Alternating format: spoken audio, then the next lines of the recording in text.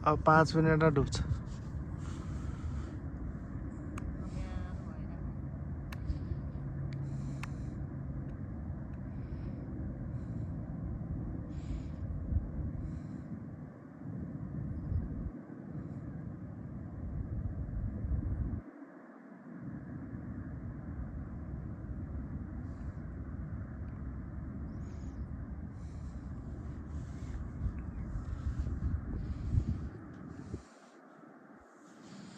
भोलि अस्ति लेकताल जाने बेला बाले के भन्नुहुन्छ होला, त्यही डाँडासम्म मात्रै अमेरिका भने त यहाँसम्म पनि रहेछ भन्नुहुन्छ होला। 3 घन्टा बाटो क्याम्पिङ।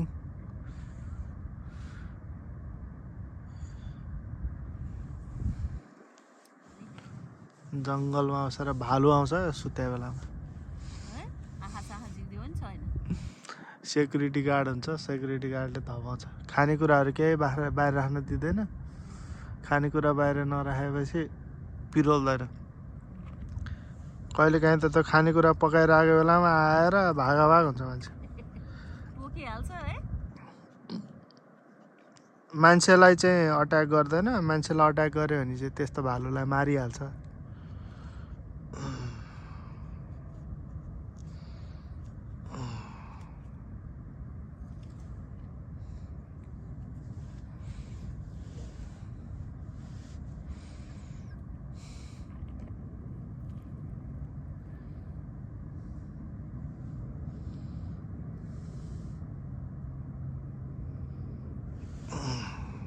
भगवानलाई त फुर्सद नपाउने मान्छेलाई के फुर्सद हुनु है। खै भगवान सूर्य भगवानलाई अब यता दिनभरि न्यानो गराए। अब नेपालमा अब त्यो मान्दाखेरि भगवान, अब नमान्दाखेरि आगोको डल्लो।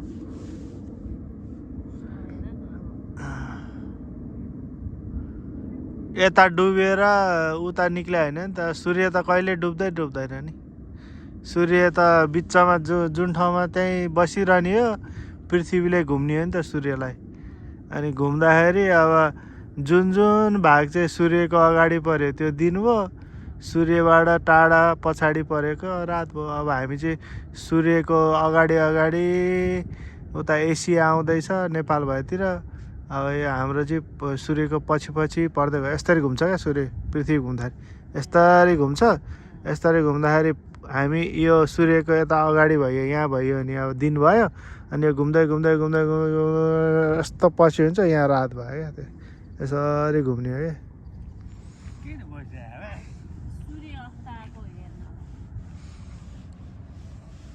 बस्यो भने सूर्य अस्त आएको हेर्न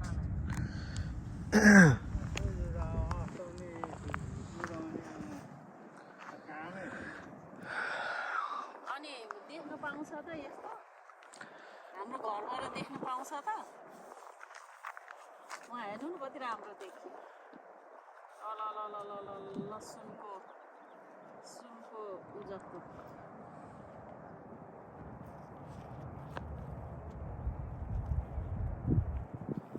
तर यहाँ त्यो पानी टल्केको चाहिँ नदेख्दो रहेछ